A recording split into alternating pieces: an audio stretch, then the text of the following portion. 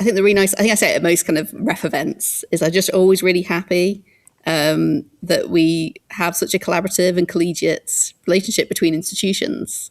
There's no kind of competitiveness. There's no, I'm not going to tell you this bit of news that I might know. There's never. It's always just really pleasant to go to any ref event, and I think it is because it can be a lonely job. There's only kind of one ref person at each institution, and I think it is really nice to have that community. And I think it's reasonably rare, I think, to have such a collegiate atmosphere between institutions for something that's such a big money-dependent exercise.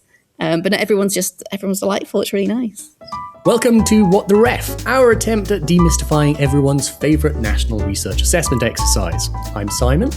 And I'm Ola. And today we're going to be talking about what the ref do institutional leads do. So, Ola, we've got a brilliant interview today with Gemma Fitzsimmons and Julie Northam.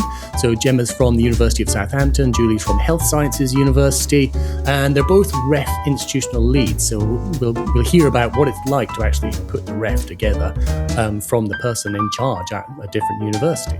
But before we get onto that, do we have any news? Well, I think we could mention something that's linked to data sets and databases potentially is the biobank data breach. So it is interesting, how things like that impact on, one, the ability to collect surveys and collect data from participants and the confidence and trust in that process. But also to what extent institutions might climb up and start thinking it's too risky to put out databases and data sets out there for others to benefit from. So I think it's quite a difficult one, but it might impact to some extent how non-traditional outputs are submitted. It's actually, I haven't really thought about it from that point of view. I mean, been sort of watching it in the news and wondering what it means for data in general and privacy and security and all that sort of stuff. But I hadn't thought about it knocking confidence. And you're right, actually. Maybe it'll knock confidence around databases and data sets. And we'll see fewer than 31 submitted to the next ref as a sort of fallout from that. Who knows? Well, let's hope not. In other news, I was looking around for other articles that have come out about the ref. We're still in a quiet period. I think people have kind of gotten over a lot of their sort of they were venting a lot about the changes that were coming, and it has been very quiet. However, funnily enough, one of our interviewees, Gemma Fitzsimmons, along with Cal Rogers, wrote a blog post for the ref website about the spree and what ref managers need to be doing. It's very informative. It's far too long to summarize here. But certainly, if you're wondering what's happening next with the spree, then take a look at the ref website. It's a really interesting read. And since we're talking about Gemma, I guess the next thing we should do is get straight into the interview. Let's take a listen. Okay, well, thank you very much, Gemma and Julie, for joining us on What the Ref. You're both institutional ref leads for the University of Southampton and the Health Science University, and I was just wondering, I was trying to work out how do you explain what that role is, and then I thought, well, actually, no. The way to do this is when you meet somebody at a party, what is it you say you do? Maybe Jem, you could take this one. I usually lie straight away because most people don't know what the ref is, and usually just simplify that I do admin role at university. But more often than not, I'm probably in a room with academics because they're most people I know, and they know what the ref is. And then I normally kind of cringe and say that I'm the institutional lead for ref. And I kind of pause there to see if they're still interested or if they'd rather have a conversation with someone else. But sometimes they are, and then I can explain a bit more.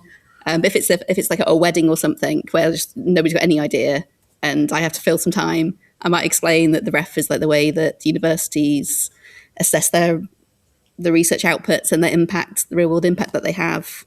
And there's a process for doing that I help university make it as simple and easy as possible. So I'm really interested in only being friends with academics because I know what that feels like as well, right? So how often have you cleared a room by saying I'm the institutional ref lead for the university? Easily. And what about yourself, Julie? I'll say so. I hate that question at parties because I just think who wants to spend a party talking about work, and particularly, I suppose even more weirdly, who would want to talk about the ref at a party? But if I was pressed, I would just say something quite generic. So I would say that in my role, I lead the development and implementation of the research strategy at Health Sciences University.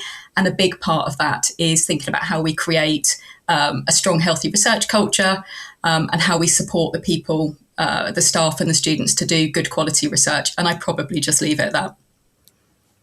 So I mean, it's a big role ultimately, because you're responsible for the ref submission overall for the university. I mean, how much of your life is actually invested in it right now? You kind of, so Julie, is this all you're focusing on, or do you have to do lots of other things as well? I mean, how much of your life is taken over by the ref? Yeah, so in my role as Director of Research, I oversee the whole research life cycle at the university. So ref is obviously a big part of that, but it's not the only part. I would say at the moment, not a huge amount of my life is invested in the ref, and that's because we've submitted our draft code of practice. So it's quite a nice place to be at the moment. But I tend to find that the ref work comes in peaks and troughs. So, for example, last year, we did a huge amount of work on the ref and a lot of my time was taken up. So we produced our draft code of practice, we participated in the ref PCE pilot, and we ran our first outputs review. So all of that was, took a huge amount of time up. So I suppose just at the moment, I'm enjoying a little bit of a lull and enjoying that free time and space to focus on broader issues around research culture rather than just the mechanics of the ref. And I suppose a point I just wanted to make there is that years and years ago, one of my colleagues shared with me an insight which I thought was quite insightful at the time, and it's something I do remind myself of now, which is that ref is important and it is influential, obviously, but it shouldn't be the be-all and end-all of what we do in terms of research management. And if an institution is genuinely supporting good research and has a good research culture and creates good research environments, then the ref generally takes care of itself. That's a very interesting take on it, because it's often not the way that sort of institutions will see the ref. They see it as very, very important because it represents a huge amount of money. So I mean, how do you balance that out in your position? This broader idea that research is the thing that we do, but the ref is an important part of our institutions, but it's not the core action that we do at a university. Yeah, so I suppose it's just being honest and the ref is obviously important. So I'm not saying that it's not, and I'm not saying that it doesn't shape what we do or shape our behaviours or have a huge amount of money in a golden pot at the end of that ref rainbow. But it's more that if we are just creating those good conditions for research, then we're ticking the ref box at the same time. So I think it's making those links. Like if we've got a good culture, if we're enabling people to publish, if we're helping them to bring in research grants, all of those things tick the ref box as well. So it's just making that, I suppose, that bigger picture clear. Well, so this is a perfect place to sort of look at the sort of benefits of the ref, I guess. I think often when we get talking about the ref, and I'm very guilty of this as well, and I'm sure lots of other people who are deeply involved in the ref are too, you kind of always look at the problems, the issues with it and the way that it's not maybe being carried out in the way that you would like. So I thought maybe we'd start off an optimistic note instead. So do you see anything in the current ref that sort of makes you feel happy that it's going to push behaviours in universities in the right place? And Gem, maybe you could take that one. Yeah, happy to. It's really interesting because the ref does seem to constantly evolve between the cycles. Because the 7 or 8 years between refs, so it's not the same every time. And I think a lot of my presentations, especially when we're kind of kicking off this ref cycle, were about the positives and trying to tell that narrative that the ref isn't just a drain on everybody's time and an administrative burden, and it's just all for the money at the end, but you can get some benefits from it. And I usually tell the story from ref 2014 to 2021 that it went from deciding if an academic was in the ref or not in 2014, and it felt very personal, and then the move to 2021 with the minimum 1, maximum 5, make it a bit more flexible, but it still felt a little bit personal. But it really drove open access in the sector. By having that open access rules, it meant that it changed behaviour, and the UK became one of the leading open access kind of institutions in the world. And then this ref is more about people, and it's like decoupling of staff and outputs and a focus more on the people and the environment that supports the research. So it's more an assessment of the university institutions than it is on the individual people. And I think that is a positive trajectory to aim towards. That it shouldn't be, because individuals, they benefit kind of a little bit through the ref, but really the money goes to the institution and the institution decides how to split up that money. And it shouldn't be an assessment of the individuals, it should be of the institution. And I think seeing that trajectory in ref, I think that is a really positive way.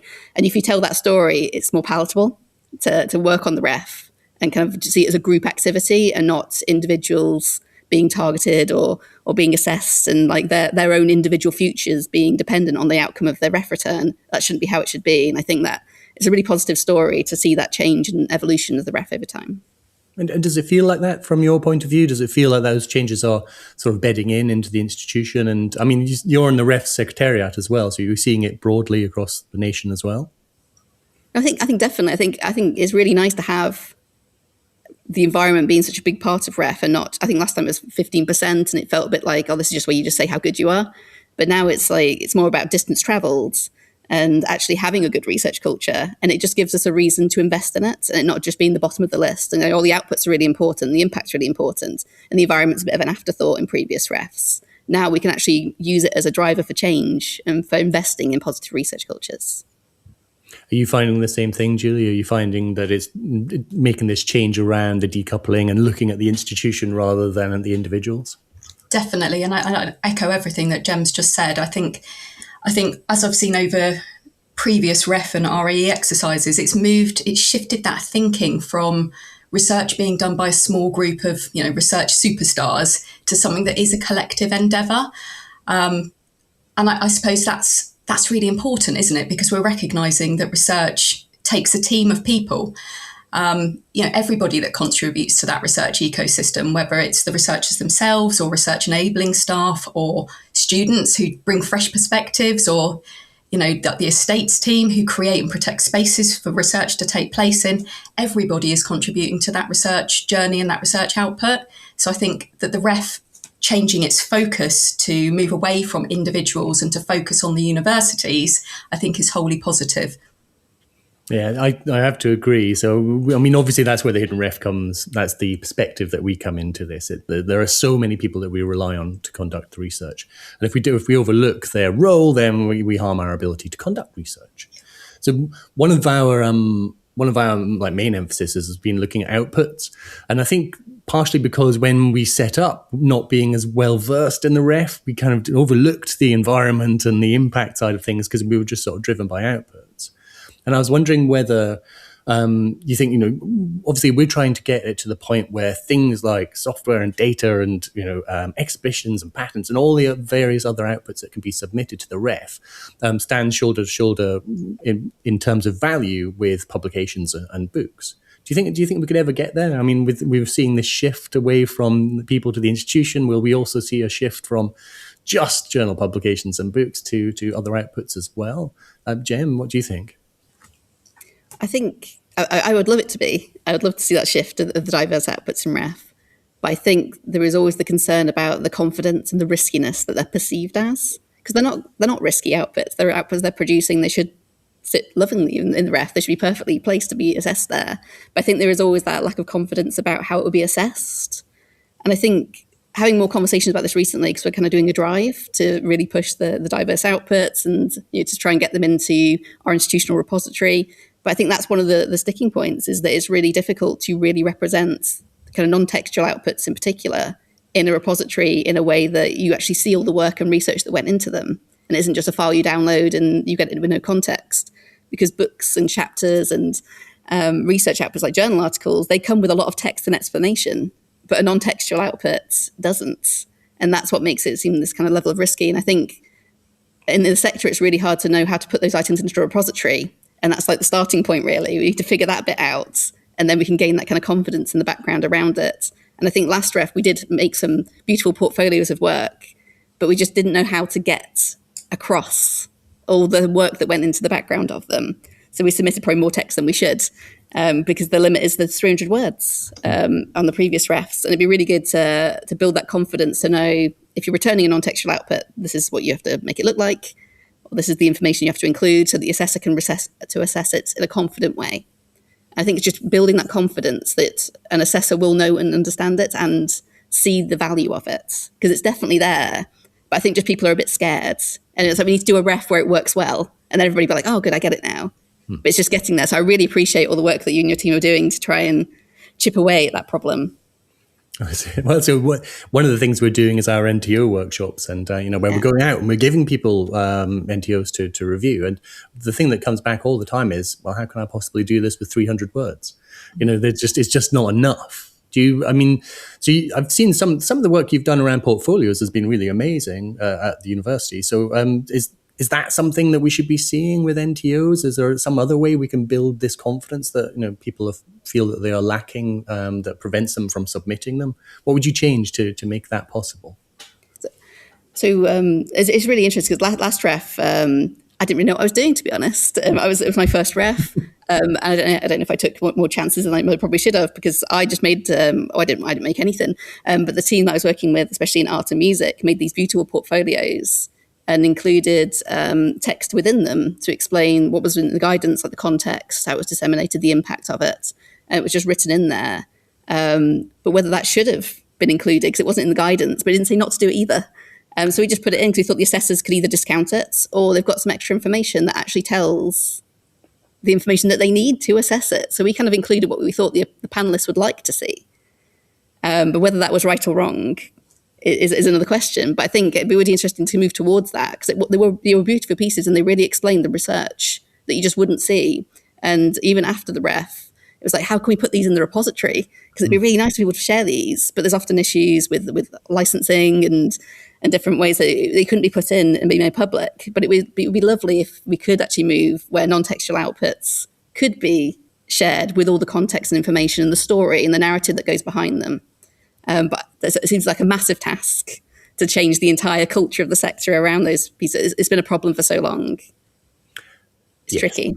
It certainly is tricky. I think in a bit we'll get talking about what needs to shift first. Is it the ref rules? Is it the panels? Is it culture or what else? So maybe we can address that at the time. But so Julie, when we're on the subject of diverse outputs, not traditionally submitted outputs, whatever it is, I was wondering, because you're at Health Sciences University, and I kind of felt that maybe you would be submitting more non-traditionally submitted outputs. Is that not the case? No. So or at least there'd be pressure to do so. So what do you think about how can we get more of those submitted from all universities? Yeah, so I think it's a really good question. So at Health Sciences University, the vast majority of our outputs are journal papers. We have a few books and book chapters, but they're in the minority. I would love it, like in the future, if we would have more diverse outputs. Some patents, for example, I can really see that coming from the work that we're doing now, but we're not in that position yet. But I do welcome it. I do think that ethically and intellectually, we should be acknowledging these types of outputs as equal to journal articles and more traditional outputs. But I agree with Gem. I think when I think about it practically, I do think there's still a perceived risk there. And for that shift to really take place, that whole sector needs to feel comfortable about submitting those kind of outputs and to know that they aren't going to be taking a gamble by doing so. And universities are, characteristically conservative and risk averse. And if they have an equally valuable or perceived quality journal article compared to, say, a more risky output, are they always going to pick the one that they think carries less risk? I think for the sector to actually shift, universities need to feel totally comfortable that isn't the case. But maybe that's the panels demonstrating that and role modelling it and showing that actually you can submit these traditionally risky outputs and they will be well received by the panel and score equally highly. So I'm going to ask you a very big question, because it's basically the core of our work, and it's how do we make that increase in confidence happen? So, and I've found it myself when we talk to sort of more these sort of academic ref leads in faculties and schools and things, you can see they are kind of no, it's way too risky to submit anything that hasn't been submitted before. So how do we build that confidence, and where does it come from? Is it, do we need to change the ref rules? Do we, do we change? Is it ref culture we have to change? Is it the panels, as you were saying, coming out and being more explicit about the fact that they want to see these NTOs? What do you think would make the most difference in your university? I think all of those things are interdependent. And you're right, it is a really big question. But the rules enable the change, don't they? So I think the rules is a really good starting point. I think the next step is that the panels are responsible for interpreting those rules and doing it in the spirit intended by the ref exercise. And then the interpretation is then shaped by the panel's prior experience, their preferences, their ways of thinking. So how do we address that? How do we make the panels more aware? I think that's an important component there. I also think that universities have a role as well, because they respond to the signals and the incentives that come out of the process and the panel deliberations. So I think all of those things are quite interlinked, interdependent. But if I had to pick one, I'd probably say it is the panels. You know, the way that the rules and criteria are interpreted and applied by the panels in practice does send really powerful signals back into the HE system about what counts. So I think that's a really good starting point, that, you know, we need to see the evidence kind of signalled back out into the sector.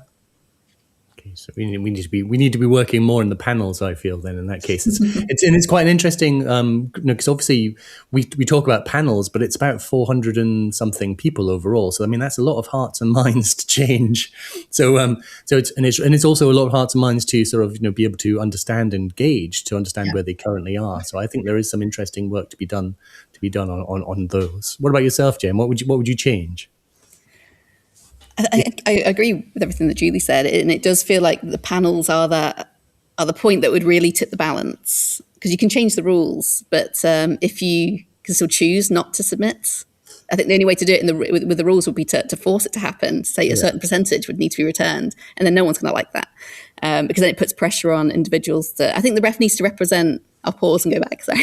I think the ref needs to represent the research that happens at university. So you shouldn't be targeting to make non-traditionally submitted outputs if you don't already have them. So you wouldn't want to have a percentage in the rules. So I think that's where it comes down to the panel and the confidence, and that they have to want it. But I think the good thing about the panelists that have been hired, what's the word, for the panels that have been put together, they are very much, they care about the sector, they care about their areas. They've only gone into, like, no one would volunteer to do this thing unless they cared about their areas.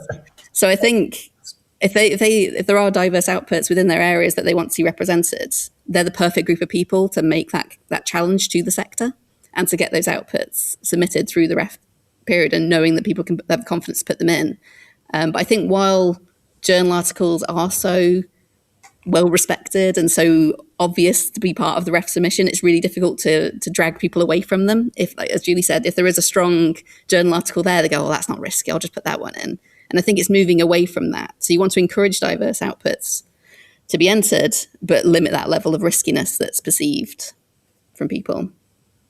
I think that's a good point. And so, I mean, we could change, I'm fairly sure that we could change research culture around the ref overnight if we said that, if we made the rule that, you know, you'd be judged on the journal publications and everything you submit, but the QR funding would be dispersed on the back only of the results from NTOs. Then we would see a very significant shift. And I imagine there'd be a bit of controversy around that sort of change. But so bringing people along and making changes that nudge things in the right direction, maybe, and then trying to bring the panels in and the culture around the universities in general, I think is absolutely the key part to this. But it takes a lot of time, because obviously this culture has been around. It depends, decades, hundreds of years. It depends on how you want to look at things. So we're trying to change in a 7-year cycle. So I feel, I kind of want to look at the successes that have already happened, and the broadening of eligibility, I feel, it is actually a proper cultural shift. And I'm feeling it in my university. I do see that people are now talking a lot more about the different roles that are, you know, important to research. Are you finding that yourself? What about the Health Sciences University, Julie? Do you feel the impact of that change? Yeah, I think so. I mean, I've only been at Health Sciences University for just over 2 years, so I wasn't there for the last ref. But I think definitely, I feel that things have shifted in the 2-year window that I've been there. And I think that broadening eligibility, it really changes, like, the psychological landscape, doesn't it? It shifts the focus away from thinking who are the superstar researchers towards thinking about what is the overall strength of that research culture and environment, and how are people contributing. And I do think that we see that at Health Sciences University. From what I gather, for the last for the last ref, it was, we had a really small submission, and it was just coordinated by a couple of people. Whereas now we've got a much greater team approach. So we have pretty much all of our research active academics are involved in reviewing outputs. We are thinking more broadly about potential impact case studies because we're going to need more this time. We've got, teams of people that are working towards it. So I do feel that it has made a difference to how people perceive it and how people are getting involved in supporting that submission, which is, that's got to be a good thing. Yeah. What about you, Gemma, at Southampton? Are you seeing the impact of that change? I think so. And I think this ref feels more transparent in a way than the previous ref. So every time a new bit of guidance drops, we kind of went around, did like road shows essentially. I'm sure you also attended one, Simon, where we just went around and kind of went, this is the ref now, this is what's changed, and this is the new guidance. Because I think the ordinary academic, they don't really care when the ref news drops. We're all excited waiting for the news to drop, but the ordinary academic, they're not waiting and they're not going to read it as soon as it comes out. So I think it's nice to kind of go around and explain the changes, and I think that does influence people's thinking. It's like, oh, there is a focus on research culture, and like the things I'm doing is going to be really valued. And I think that makes people more likely to want to do these things and actually a leadership to invest the time and energy into it. So I think the changes have all been really positive, and it does drive behaviour, as we know. But I think these changes with the focus on research culture, it's a nice positive to drive. Do you see that as being, so I mean, I guess that's a big part of your role, and that when you talk to normal academics who aren't transfixed by the ref as we potentially are, right? It is something that they know is happening and they know is important, but as you say, they're not waiting for like, oh, what's the latest news from the ref website. So are you finding yourself having to get people excited about it and to get across why it's interesting and why it's important to them? Is that part of your role? I think definitely. I think I spend most of my time doing that. Right. Just trying to kind of sell the ref essentially, that it isn't just a box ticking exercise, to get a nice pot of money at the end, that it actually does have benefits. And there's things that we can do. We can use it as a nice carrot to drive positive behaviors, to focus on certain things. It's a reason to invest in impact. It's a reason to invest in research culture. So I think there are positives that come out of the ref, even though it is a bit of an administrative burden and no one likes reviewing the many thousands of outputs that come through over the years. But it does have benefits in the end, that it just encourages us to focus on things, and it gives us a nice time window to do it in as well. Because if it was just, every year just get a little bit better at things and things take priority, something will come in and sweep everything else away. Because the ref has those kind of three solid components of outputs, impact and research environments, it's something that we work at in tandem throughout the entire cycle, really. So I think it has that nice benefit. But it does mean I spend a lot of time going around kind of quashing rumours and gossip because people aren't reading the guidance. It's kind of up to people like myself and Julie in our roles to go around and say, like, what is the benefit? Why are we doing this? This is what you're benefiting from it. And especially around like reviewing outputs, make sure people are trained appropriately, that they're aware of biases and all these things. They're all useful outside of ref as well. And you're reviewing grants, when you're writing grants, just thinking about like biases that could be in place and what a good review is, and keeping to the criteria and not just kind of assuming that like, oh, it's good because it's published in a good journal, throwing around all those kind of silly things that people just think as like shortcuts. So I think you can use the ref to kind of benefit greater research culture in a way. Or at least that's what I tell myself to make myself feel better about the job that I do. And people just don't dread when I walk into the room and kind of jazz hands and ref. It's something positive that makes it feel meaningful in a way. Yeah. Okay. So that part of the meeting where they go, and now we have to talk about ref, and here's Gem. And it's like, hey, it's exciting. No, really, genuinely. So this thing about, we added a new section to the podcast called Ref Mythology, because we get so much of that where people say, well, it's fine, but what you have to do first of all, you have to make sure it's a full moon and various other things before you do the submission. So we're trying to squash some of those sort of rumors and mythology. If you've got some good ones, Jen, we would love to hear them. So we've been very positive, and I think that's a really important thing. So, but I have to ask the question, because you are institutional leads for the university. So what's the most infuriating part of putting the ref submission together? Maybe Julie, you'd like a stab at that one. It's your time to vent. I was going to say there's many things that are infuriating about the ref. But I would say the main one is the ambiguity, the vagueness, the changing guidance, the multiple interpretations of the same guidance. You spend a long time waiting for that guidance to get published, and in the kind of background, you're getting a lot of questions from people about what does this mean, what does that mean, and like having to either tell them to wait for the guidance to be published or make a decision without any guidance. That's quite stressful. But then you get the guidance, it arrives in draft form, and you spend a long time scrutinising it and working out what it might mean, trying to anticipate how it's going to be, work in practice. And then you get the final guidance, and then there's changes in there, and then you have to work out what's changed and what the impact of those changes are, and unpick assumptions that you might have made. And so I think that whole piece around the guidance and the waiting for it and the vagueness of it and the multiple interpretations is definitely the most infuriating part of the ref. I would just like to temper that by saying I do understand why it's produced in that way. And I do think it's good that the sector does get to feed back on it and it does get changed in response. But it does create anxiety having the guidance produced in that fashion. And the anxiety does impact behaviour in institutions. So I know from my own experience that I found that where there's gaps in the guidance, or where you're waiting for guidance, or it's ambiguous, people tend to fill in the blanks with their own versions. And then I guess you get those myths that you were referring to, Simon, where strange thoughts bubble up about what is actually intended.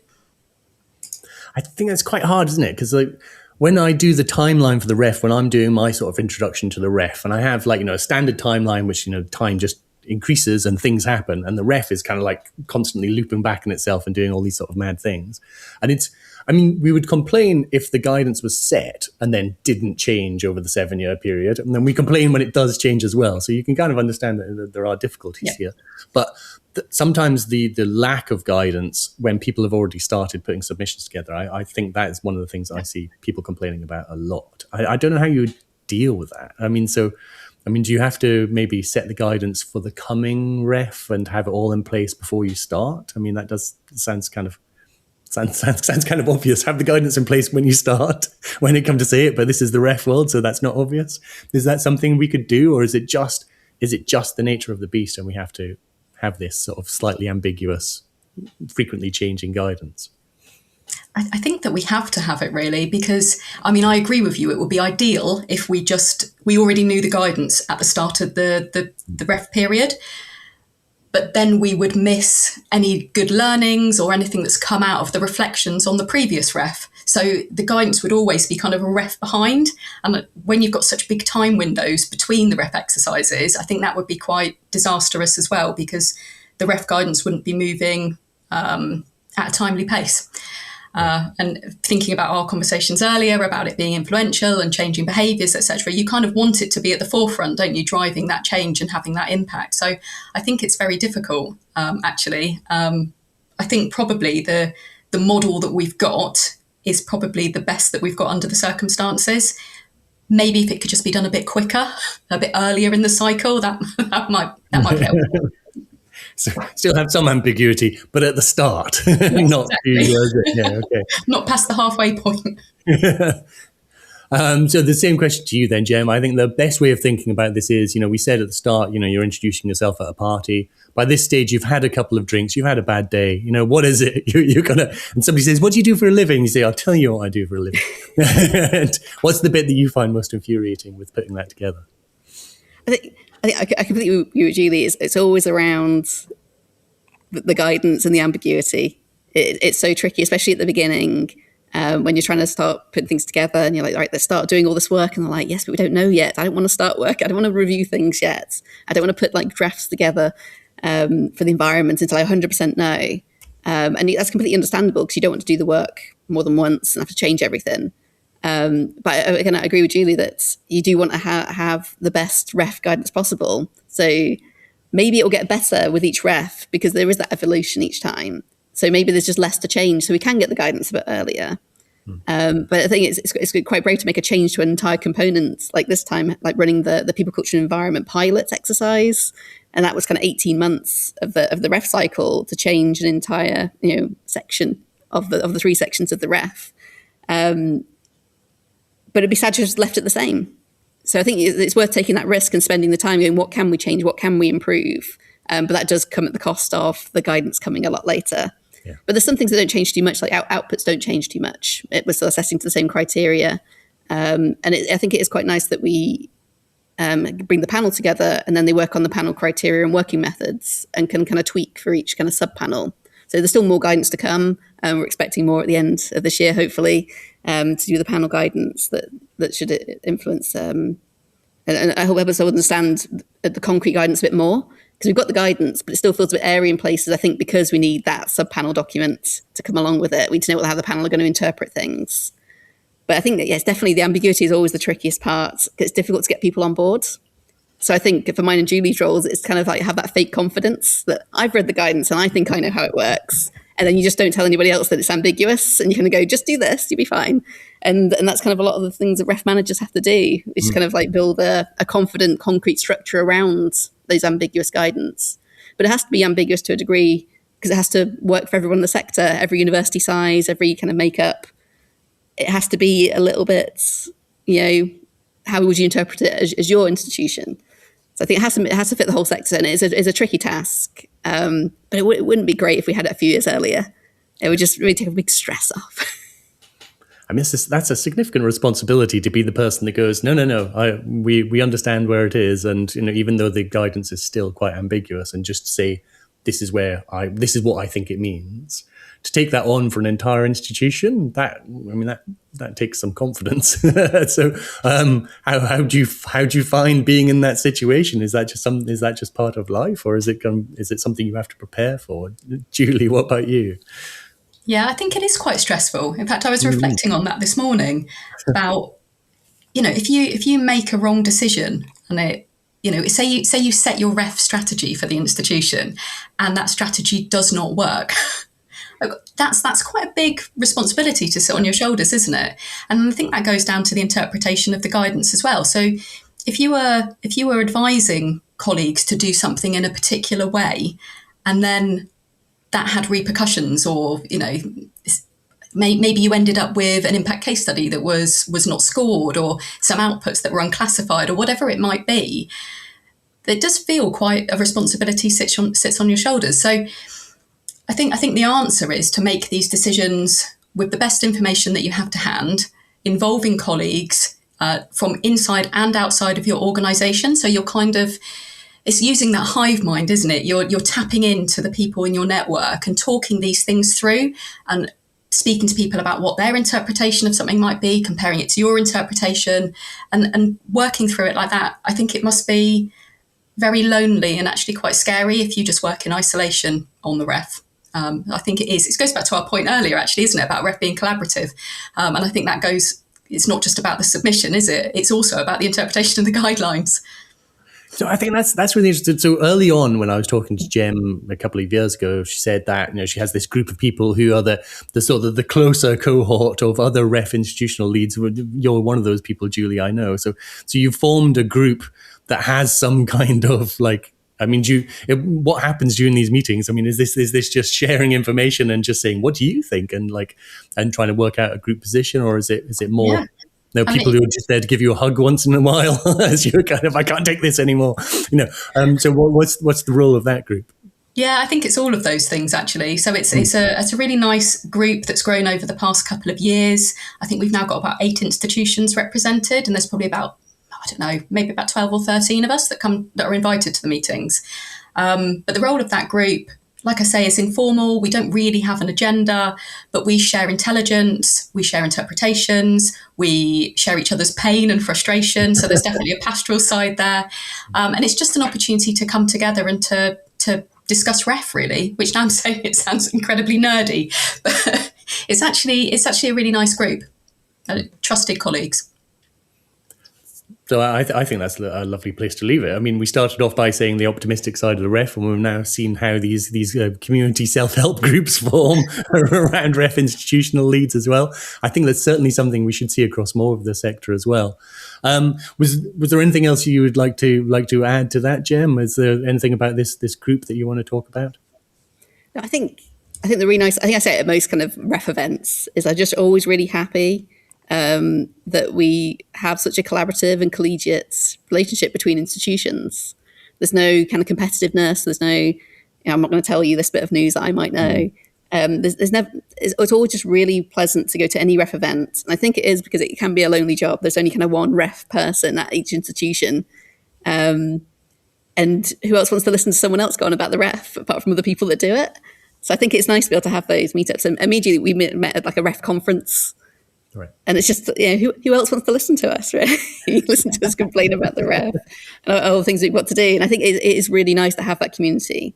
And I think it's reasonably rare, I think, to have such a collegiate atmosphere between institutions for something that's such a big money-dependent exercise. But not everyone's delightful. It's really nice. I think and ultimately something that is competitive between universities. The fact that the ref institutional managers can work together is a key part of that, I think. So there we go. So we've been talking about parties throughout. The next party should be one of just ref institutional leads. That's what we should do. And then you don't have to worry about introducing your job at the start or anything like that. So Gem and Julie, thank you so much for coming on and giving us a bit of an insight into your roles at the universities. Thank you for everything. Thank you. So that was a fascinating interview. It was really good fun to talk to Gemma and Julie. They're both really keen on the ref, but it was just exciting talking to people who sort of share that passion. What did you think, Ola?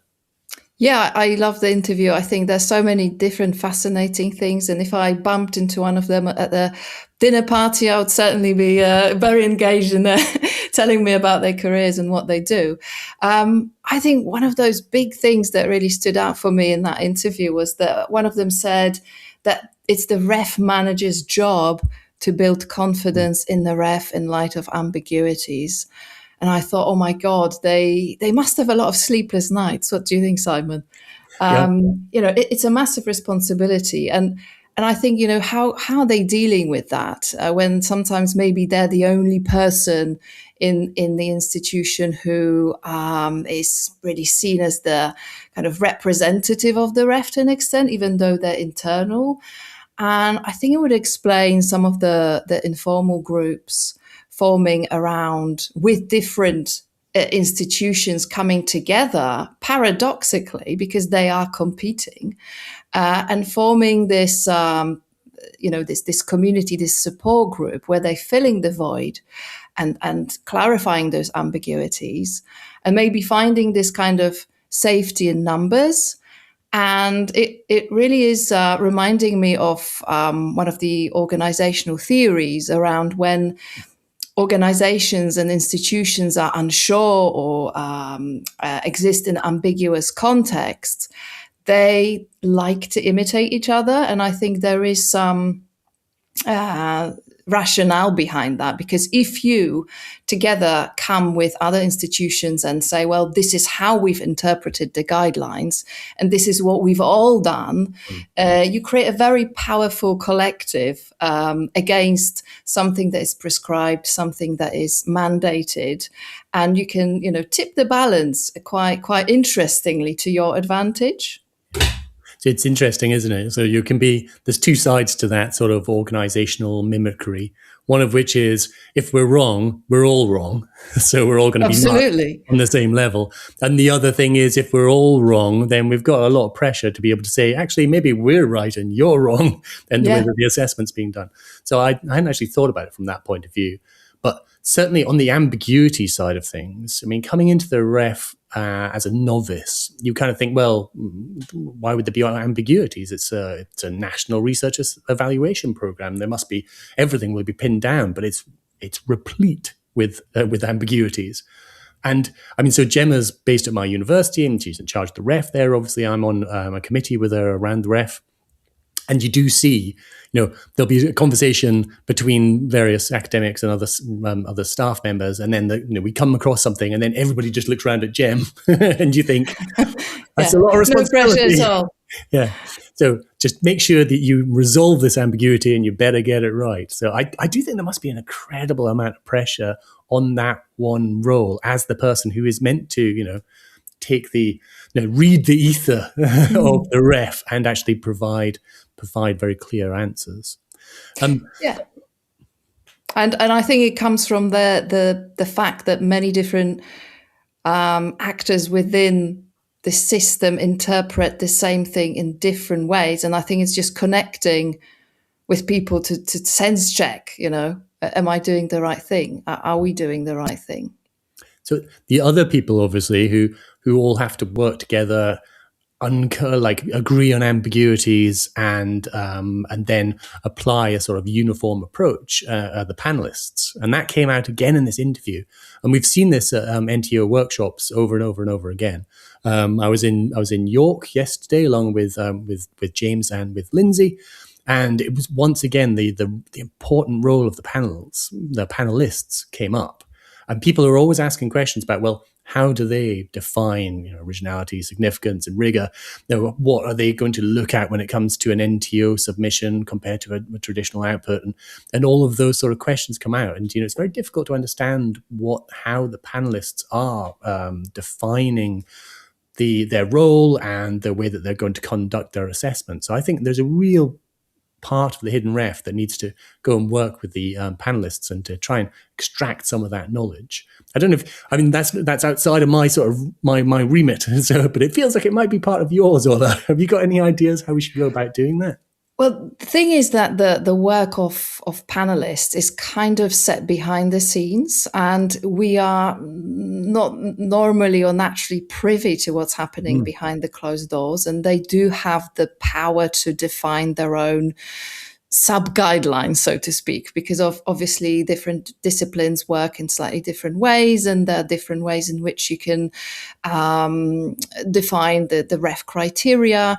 So I think that as long as we build that trust in the panels, and I think that's what Gemma and Julie said, that the panels would tip the balance if the community really had trust and confidence in what is happening behind the scenes, or the scenes become a little bit more transparent, then I think that would encourage people and researchers and institutions to submit NTOs and think, well, we know what's going to happen. We're not going to be penalized, and we might benefit from it.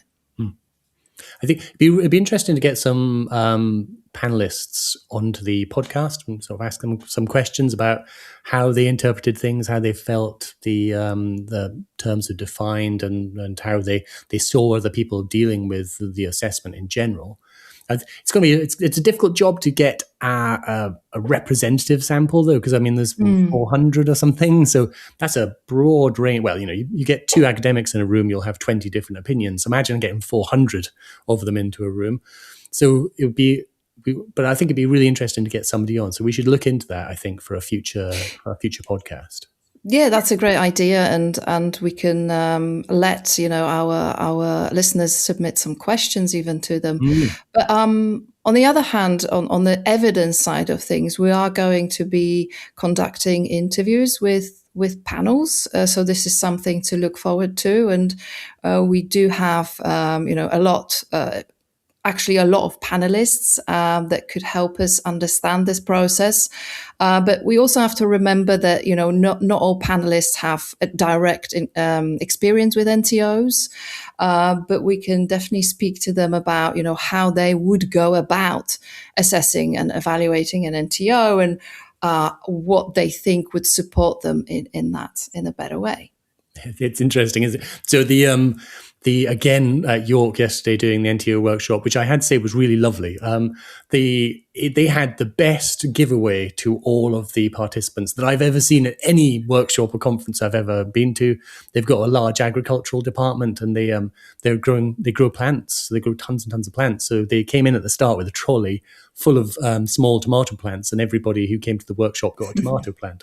I got 3, That's amazing. Which I then had to carry across London because of the tube strike. I've forgotten about that bit, but they're now in my greenhouse, and and I'll be. You're going to have lovely tomatoes. Yeah. How often do you get tomatoes from going to a workshop? Anyways, that's a bit of an aside. But we were looking at panel A, and this is one of the workshops where we had people separating into different panels. And we're looking at panel A. We wanted to give them NTOs that weren't sort of written NTOs, and there were only 4. So when it comes to panelists having experience of assessing NTOs, well, if you're on panels A, B, or C, it's pretty likely that you won't have had any experience at all. So Yeah. our next end of year workshop should be for ref panelists. That's very true. Well, who knows? We've got the expert groups as well, helping with the guidance. So I think it should all come together nicely soon. Yeah, absolutely. So back to the interview, though. I thought talking about expert groups, I thought the focus on portfolios came out again and again. That's something that we keep hearing from the NTO workshops. People are really interested in using portfolios as the way to represent to properly represent an NTO, because it's quite hard to get everything across, obviously in the 300 words that you get to describe the NTO. But even if you put a link in there, it's not really giving you the journey through why this NTO is important. So there's been a lot of talk about, well, maybe we should be using portfolios, and they're used a lot in panel D. So I'm interested in what we can do to help people maybe use that approach or investigate the approach. Maybe we should include them in the Hidden Ref competition, which is running right now. Yes, and I think we did say that portfolios are strange because they don't attract their own category. They're always hidden in the other. So there's so many different ways in which you can present them, the many different ways in which you can bundle them together, and the different types. It's like a category, like a kitchen sink category, I guess, where anything goes. And it would be quite nice and interesting to unpack that. Because that's, I think, like a completely different beast potentially to selecting one research output and sticking to that and the guidelines around that. Yeah, I think there's something we can do there, because I get a good feeling about portfolios as a way of providing the information that panelists will need to be able to assess them. So I was thinking maybe we should put an expert group together, like for people who have done portfolios in the past or who are interested in putting them together. Because basically we're talking about this is an ambiguity again, isn't it? Like, well, what should it involve? What should it look like? How much information? And the way you resolve those ambiguities is by getting enough people together to agree on an approach. Yeah, it's interesting because they still count as one output, right? Portfolios. If you submit it as a category of other, then that's one output, but you've got a multitude of outputs behind it. So I think that the amount of resources and time and labor going into producing them, is vast compared to just submitting something as a piece of software alone, as a standalone output. So, yeah, very interesting to unpack that. So, and when it comes to expertise, I think one of the things that really, we were talking about this beforehand, but one of the things that really struck me was when you look at these institutional leads who have, have a pathway forged in fire, dealing with all of these problems and these questions and these ambiguities and having to provide leadership for an entire institution. How do they pass that expertise on? Because having an institutional lead for the ref is like having an institutional lead for an ice age. You don't get many of them into a working career. So I mean, how do we make sure that the next ref manager coming along doesn't have to learn all of this the hard way? It's an interesting question, because from my work around gender equality in higher education institutions and research organizations, we observed a similar problem where people who were really invested in it moved on and took the knowledge with them and took the knowledge of the processes and good practice and policy. And so the way to maintain that knowledge, that institutional memory, was to create communities of practice. And I think that this is actually happening organically almost. So we've got we know that there are informal networks working together on the ref across different institutions. We also have the UHR, and Sophie Crouchman was on the podcast earlier talking about that. So it's really interesting how there are ways, kind of informal, organic ways in which this is taking place. But I think still there's probably there are a lot of instances where there are gaps that need to be filled, and maybe some institutions are reinventing the wheel to an extent unnecessarily. Yeah, I would love to be in one of those rooms where the ref institutional leads get together, because I'd love to see how much of it is self-help group and how much of it is sharing expertise, and how much of it is, I can't take the stress anymore, but certainly they seem to be self-organizing. So I don't know whether is there going to be an institutional ref manager's handbook? Is there going to be, is some of this going to be written down? Is it all going to be community-based? Or I don't know, maybe. And another thing, it might be community-based, but another thing that we observed in our NTO workshops that we delivered was this something that we mentioned as folklore. So institutions developing their own forms to fill in and putting the ref logo on it to kind of say, this is how we do it here, no matter, whether someone leaves or comes. So the sustainability of the process maybe is embedded in those mini infrastructures and the bureaucracy that institutions are creating for themselves. Yeah. But as we find, it's pretty much built around very particular interpretation of guidelines. It's not something that the ref is actually telling institutions to do. Well, I have to say it was a really interesting interview for me to conduct, and I enjoyed having that insight into the life of an institutional lead. I was thinking maybe one of the things we should do is we should get Gemma and Julie back on, maybe in 2028, and just see how things have gone and see whether we can sort of learn about their progress over the last couple of years, what changed and what worked and what didn't. Yeah, definitely. That would be so interesting.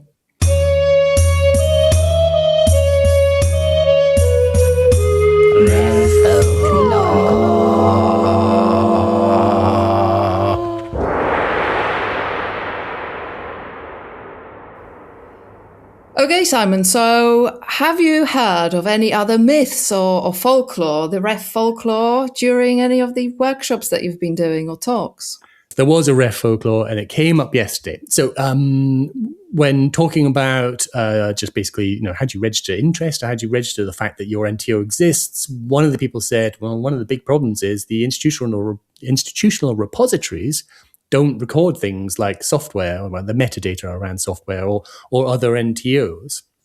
And actually, it turned out they were using Pure, and fortunately, we used Pure in Southampton as well, so I actually knew the answer to this one, which was that Pure, and I believe ePrints and other institutional repositories, other institutional repositories are also available.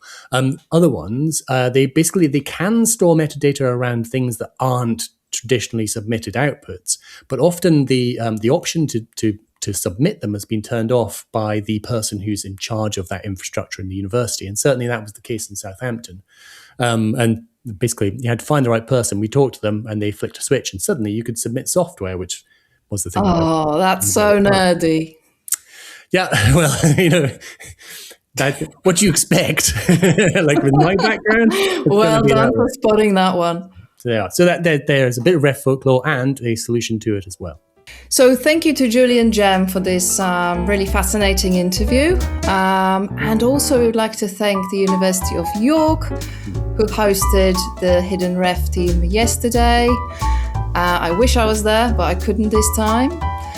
And so thank you everyone for tuning into our podcast. And if you have any questions or if you have any suggestions about our future podcasts, just drop us a line on wtref@hidden-ref.org.